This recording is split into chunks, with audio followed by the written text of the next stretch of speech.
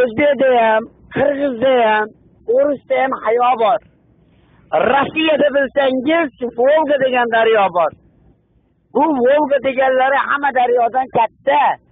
Tep-tiniq suvlarida baliqlar ko'p, albatta. Rus xalqining odati sira bekor qolmaydi. Damalish kunlari ham faqat baliq ovlaydi. Baliq ovlagan odam yuragida qolmas g'am. Tinmay baliq ovlarkan, Rus yigiti Ivan ham chuvalchangni yangilab, rosa qarmoq tashlabdi. Og'ir po'chak qimillab qarmoq torta boshlabdi. Suyunganicha Ivan niyatni qilib katta, shoshilganicha suvdan qarmoqni tortish shartda. Qarasaki qarmoqda oltin baliq turibdi. Yalinib u o'zini har tomonga uribdi. Men oltin baliqman. Gapim eshit bir nafas. Nima desang qilaman, tilagingni aytsang bas.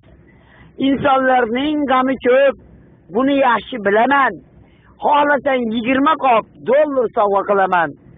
Balki senga mashina yoki oshona kerakdir. Go'zallikda yagona bir jonona kerakdir. Tilagingni ayt Ivan, bajaraman barisin. Xohlasang yuboraman, yoningga suv parisin.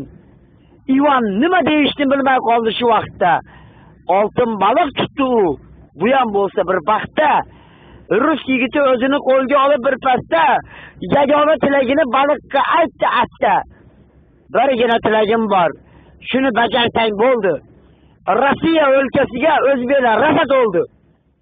Ketinglar desak ular hech quloq solmayapti. O'zbeklarning dastidan bizga ish qolmayapti.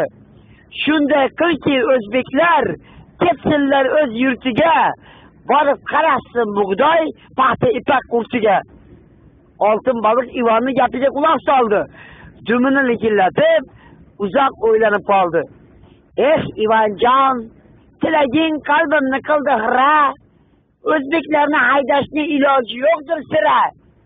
Chunki qancha suvda suzib, yugurganman, yelganman. Rossiyaga o'zim ham Sirdaryodan kelganman. O'zbeklarni tinch qo'ygin, ishlab rizqini tersin. Rossiyalik erkaklar o'zbeklarga tan bersin.